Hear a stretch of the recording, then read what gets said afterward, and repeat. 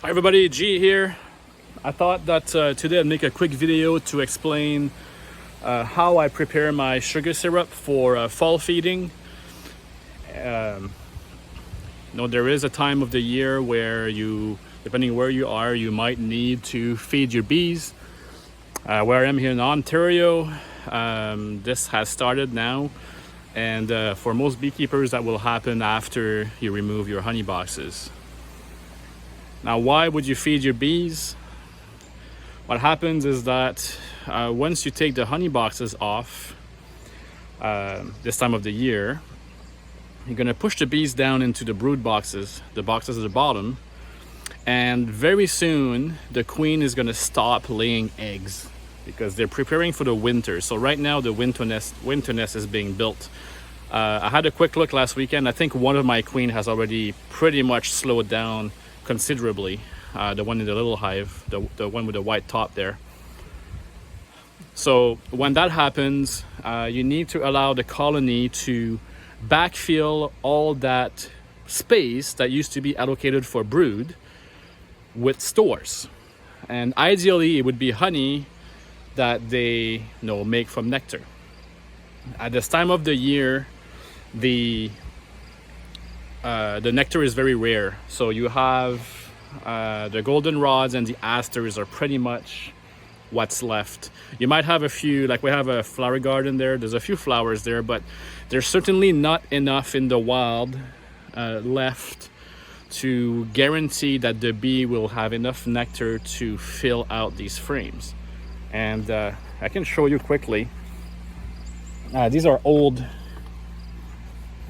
brood frames that I have from another hive that died last winter. So all these cells would usually be full of eggs and capped with brood, but in winter that's going to be all replaced with honey, and then the bees will use that for feeding in the cold months. So here in Ontario, the winter is pretty much from November until March, April. So this is a long time for the bees to have to stay in these boxes. So we have to give them the best of chance to spend the winter, and that means make sure they have enough food.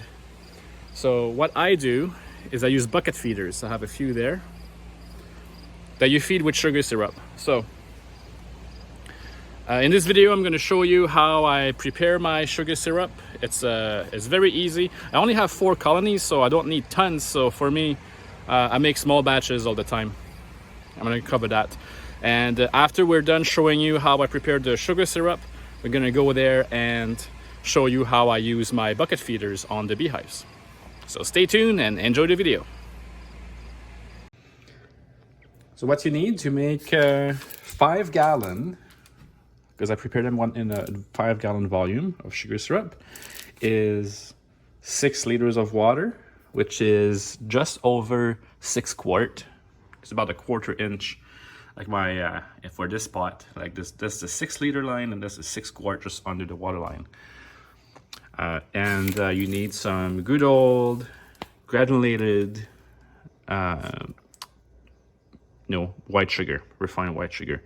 You have to make sure it is granulated. Do not use any other type of sugar. Do not use corn syrup, powdered sugar, all these things, because they're not ideal for the bees. The best thing is pure sucrose. And we know that refined white sugar is not the best for humans. No, you don't want to eat too much of that stuff. You have to think differently when it comes to bees. Bees will collect nectar from the flowers, and then in their stomach, they will convert it into glucose and fructose, as well as gluconic acid and hydrogen peroxide are some of the byproducts of the digestion of nectar, when the bees get nectar from flowers. It's been shown through studies that sucrose is being processed the exact same way by the bees. So technically the bees can make honey, although it cannot be called honey because it isn't from flowers, from sugar, but they will process it the same way. In the September and October 2020 Ontario Bee Journal that I receive as a member of the Ontario Beekeeping Association, there's actually a fall feeding article. And if you follow the University of Guelph on YouTube, which I highly, highly recommend you do, because they take a very scientific approach to their beekeeping, and they offer a beekeeping program over there. But the University of Guelph in Ontario is very good for anything that has to do with bugs. You might recognize this guy. This is Paul Kelly, which you'll see on the University of Guelph YouTube channel. And this photo is demonstrating how in their apiary they have, they use bucket feeders, which is what I do, and this big drum feeder there. In one of their videos, you'll see that that's used for open feeding, which means that it's just left in the middle of the bee yard, and all the bees will come and drink it. And in a few days, they could drink this entire drum. So the bees will really go at it very quickly. But in this article, they do explain why pure sucrose, which is the white refined sugar, is really the best thing. It's really the only sugar that will mimic the nectar for the bees. And they talk about what it's being converted into. So it's very good. If you could get your hands on this article, it might be useful to you. On the other page, they do talk about different ways. This photo shows bucket feeders, which is what I am using. There's other things you can buy that you can put on top of your beehive, like a hive top feeder. It's up to you, depending how many colonies you have, where you are, you'll decide what to do. So, highly recommend. If you're in Ontario and you raise bees, you should be part of the association and get this journal. It always has a lot of very good article. The way I make it is in a 5-gallon pail, and that way I use it then to transfer into the 2.5 gallon. And these buckets are my bucket feeders, right? So, gonna make a mess there. That's why you make sure you cover your floor, or if you can do this outside. I'm not outside because I'm waiting to put these on later, and the bees would just come right away on it. Because I've already put some honeybee healthy in these things, so they smell very good to them. But the bucket feeder is just that. It's a bucket filled with sugar. It has a top that has a little screen and hose. And what you do, you put it upside down. It creates a vacuum. And the bees will have access to this little screen, and this is where they're gonna drink the sugar. And then when it's time to replace it, you just replace the bucket. And you don't even have to open the hive to do that. So I'll try to get a few shots of that for you later. But for now, let's make a recipe that will almost fill this 5-gallon. So the first thing to do, we're gonna put the 6 liters of hot water into the bucket. There's a bit left from another earlier batch, but that's okay. I'm just gonna leave it there. All right, so I just added 6 liters of water to this 5-gallon bucket. It's not even halfway up, but that's fine because as we add the sugar, the level is gonna rise to about here. 6 liters of water, which means this is 6 kilograms of water, which means I need 12 kilograms of sugar, 6 2-kilogram bags. I like to line them up like that so that I know that is the right amount and I don't lose track. The problem with using the big 20 kilograms bags is that you have to pre-measure. It is cheaper usually, but if I could buy bags like this, I much prefer that. It's easier to count and keep track. So now we're gonna go 1 bag at a time, adding them into the hot water and stir it in.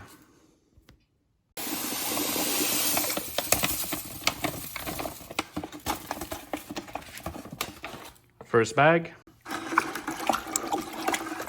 And I stir after each bag. You want to make sure that you have it's dissolved properly. So give it a stir, and when you don't feel any more grains of sugar, you're ready for your second bag. I should mention, so as I said earlier, the water is not boiling. Like it's very, very hot. I can I can keep my hand in there for probably 5 seconds before it gets too hot.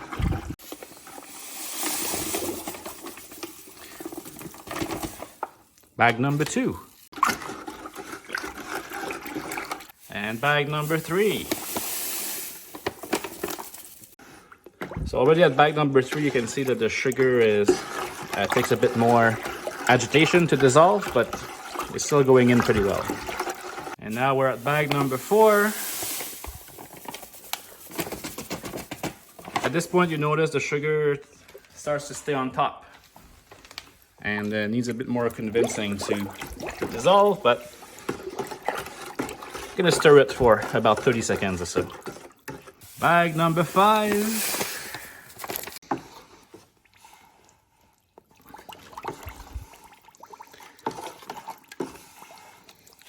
Becoming way more saturated now, but it's all good. And bag number 6.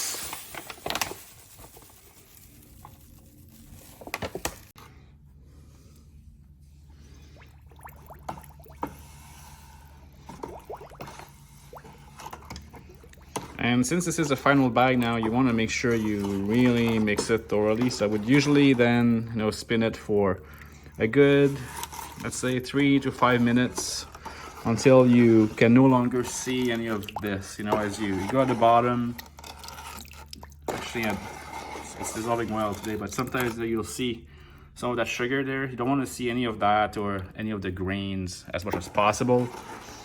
So we're gonna stir this for a few minutes until I'm satisfied with the consistency. It's been about 3 minutes, and as you continue to stir it, you'll notice you'll be able to start seeing the bottom of your pill. And so if you look at this sugar compared to this one, this is a finished batch, it's totally clear. So this is what this is going to turn into. It will take some time though, like just stirring it won't do that. I know, but I'll give it some time, and just naturally it's gonna continue to dissolve even after you stop stirring. All you want to do is make sure you don't have any significant, any big clumps. So like I said earlier, when I scrape, if I scrape the bottom, I'm not feeling any sugar depositing at the bottom, and I can't really pick up any grains, significant grains with the spoon here. So I'm just going to continue stirring for a few more minutes, and I'm going to let it be. All right, so we're back outside. So if there was going to be a video about when's the worst possible time to open your beehive, I could do it today, because the weather today, it's cloudy, it's windy, the wind here is going everywhere. I can sense, it's weird, but I can sense the energy in the air that these bees are gonna be cranky. The good thing with the bucket feeders is that I can put it on without even opening the colony, so you'll see that. But the other thing on my to-do list today is that I have one honey super left on the red hive, and that's going to come off. So the reason I use bucket feeders as well is that if we'd be doing open feeding, which means having a bucket on the ground with all the bees coming in, there's no guarantee that the bees are still making honey in the red hive would collect the sugar syrup and then use that to make honey. But like I mentioned earlier, the stuff they make out of the white sugar, even though it's similar to honey, it's not honey and cannot be sold as honey.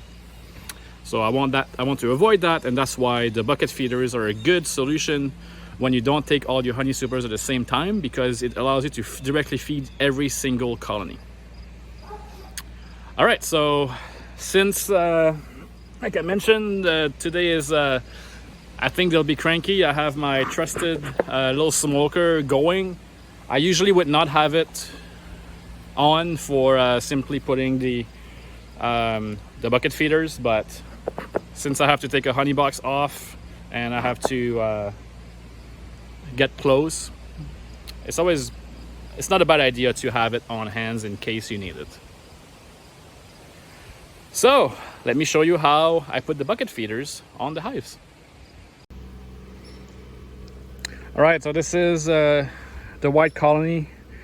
I do have videos coming up showing my whole process with this colony. I won't go over it now. Essentially, this is a colony that was requeened very late in the season and like requeened naturally. And it's being fed. It's been fed now for probably 3 weeks to ensure that there's enough that to give the queen enough stimulation to lay as long as possible. Although, like I said, she's already slowing down. But the good thing is that the bee population has kept increasing. So if they can get to a good bee population, they might be able to make it to the winter. Although I'm not confident yet. I still see bee coming in with pollen, so that's kind of interesting. So there's still a few golden rods out there. I have a video coming soon about the golden rods and the asters and the last sources of pollen for the bees. And the reason why this one has an entrance reducer is because it was being attacked by wasps that were trying to get in there and rob them. And that helps them control traffic in and out of the hive because it's not a big entrance. All right, so in this colony, my bucket feeder is in here. So I'll take this off, and I've put a new one yesterday. I just want to have a look today to see how much they've eaten in just about 24 hours. So easy setup, so the roof come off. There's the bucket in there. There's always a few bees that are able to get in there. I don't know how they can do that, but. And there's the bucket, and the thing is, it gets kind of stuck to the bottom. So what I'm gonna do is remove this board, this box, just an empty box, to protect it. And we're gonna lift it from underneath, and I'll get to see the weight of it, but also you'll get to see the bees. So it's still pretty much, I think, half full. But if you will look underneath, oh, maybe it's heavier than that actually. If I lift it, you can see all the bees there, lots of them. So yeah, so it's still good. It's probably there, you know. So they've eaten about a quarter of it, which is good. I mean, it means they have slowed down because they used to eat this stuff like way faster. So what I'm gonna do quickly is close it and put it back like it was before. I have to make sure the lid is closed. One thing you have to do also before you put it on is you need to form that vacuum. So you need to put it upside down. Some liquid will drip, and that's fine. And then once your vacuum is formed, you keep it upside down and you can put it on the hive. So I'm gonna do that now. Just tilt it. And I do that ahead of time, and that way I'm sure that's gonna drain properly. You put this one too. Oh, I know this might, I'm not completely sealed. If you're not completely sealed, then for sure you're not going to create a vacuum. So let's flip it.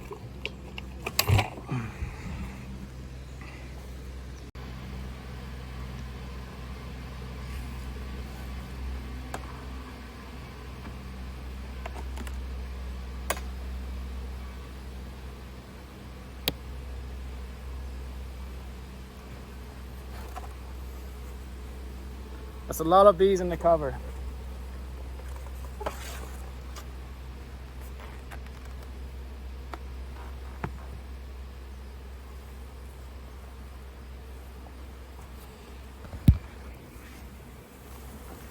It's a lot of bees in the cover and a lot of bees on the top there. So my goal is that I have to put the bucket on there. This hole goes straight into the hive and the bucket will be on there.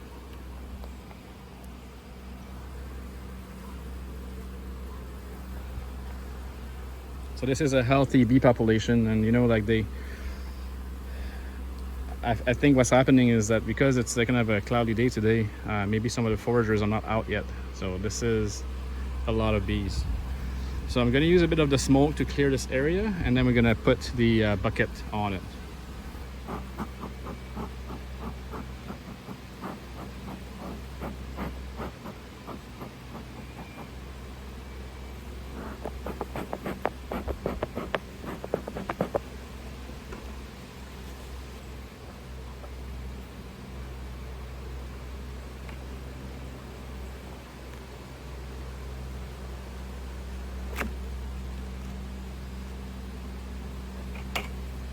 I've been on. Unfortunately, I did squish a few bees, but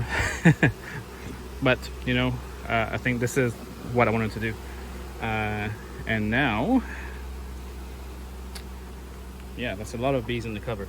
I think this hive might be getting very tight into these 2 boxes, but it's okay. I mean, the bee population overall is going to go down significantly in the next month as they prepare to make their winter nest. The main reason I put an empty box around the bucket, it's not to keep the bees out. It's just in case it rains. I'm not convinced that the seal where the bucket touches the crown board is very tight, and the last thing I want is rain getting into the brood boxes. So that's the only reason why. So there's some bees in there, and because there's so many in the cover of this one, I'm gonna put it back on, and I'm gonna leave the front open so the bees will be able to get out and then get back inside their colony.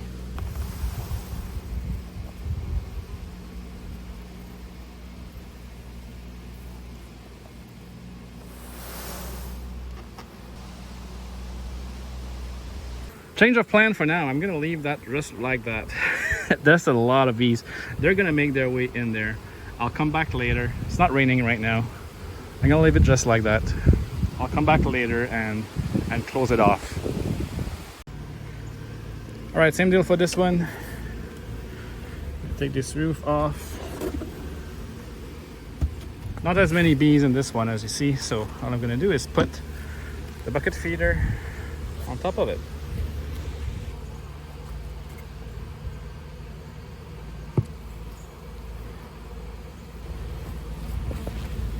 There you go.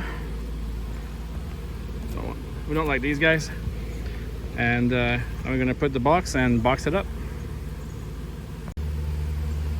And that's it, easy.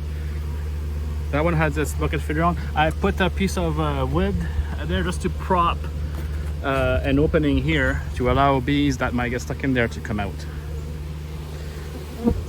This one, I didn't expect that many bees, and there's still a lot out. So it's kind of beyond the scope of this video, but what I want to avoid is false swarming. I wouldn't want this hive to be too tight. So what I'm going to do temporarily, I'm going to add one of the empty honey supers. So that's the honey box that was originally on it that I extracted the honey from. I'll put it on there simply for the purpose of giving them space. And when the time comes to remove it in a month from now, if there's any capped syrup in there, I'm gonna keep that to feed it to them in the spring. And yeah, so in a way they're helping to prepare their spring food. So I'm gonna do that. Like I said, the last thing I need this time of the season is for the queen in there to feel that she's too tight, and for the colony to try to swarm and split. Because if they do that, the chances of both surviving the winter would be significantly reduced. So we want to try to keep these as one colony as much as possible. So in a way, this just goes to show that, you know, when you manage bees, you have some surprise. You know, the only thing I wanted to do today is to take 10 minutes, literally, to put that bucket on, and that's it. But that's a surprise. It didn't really look like that when I put the bucket on last time. But like I said, that just a precaution. So I'm gonna leave the camera rolling because I need to take the crown board off. I'm gonna use a queen excluder. It's this one is plastic. This plastic and metal. That's gonna go in here, and this is to make sure that my queen does not venture into that box I'm gonna add now. I need my queen to stay in these 2 boxes. So the queen is too big to get through these openings, but the worker bees are. The unfortunate thing is that I found with these plastic ones that the drones usually get stuck. But drones are being kicked out right now anyway, so yeah, too bad for them. So let's do it.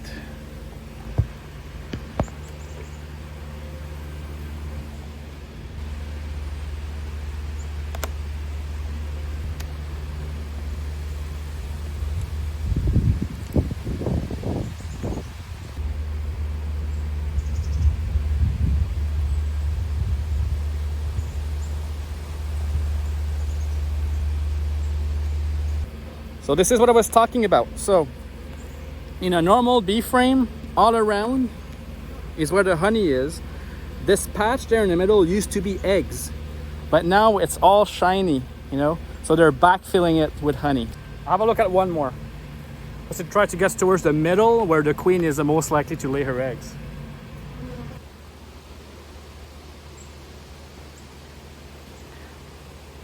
So what I see on this frame is remnant of capped brood. So these are bees that will be born at some point, but all around it, it's all honey or uncapped honey. So that's what I wanted to see. That confirms that these bees are totally in winter preparation mode. So the smoke will simply push the bees down and allow me to put the queen excluder without having to bug them too much, you know, and squish any.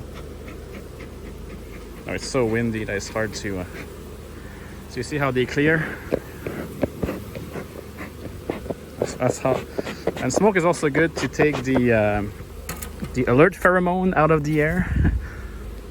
So that goes on top, like that.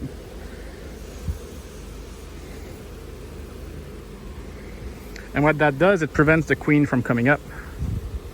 And I make sure there's no bees trapped. No, these are pretty good to get out of the way, like I said.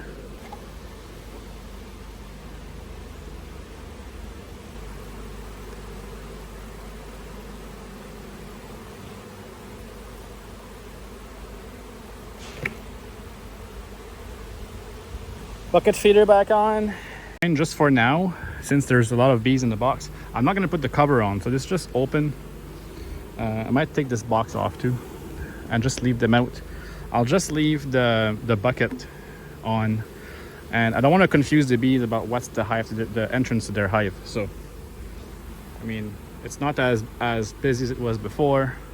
I think I'll just take this out, put it in the front, and then all the bees go in there, so they have a colony with a bucket on top and extra space, and I think that's gonna be okay for them. So again, I'd like to thank you for watching my videos. You know, I do the best I can with the bees based on my knowledge. I'm not saying that my method is the best.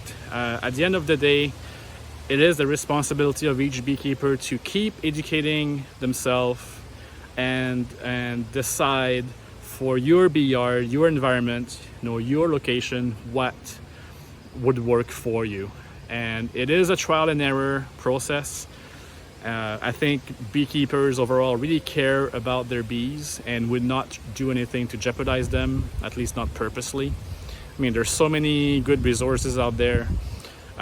If you're in Canada, I guess even if you're anywhere, you can still join your local bee group. Your province or your state probably has a group.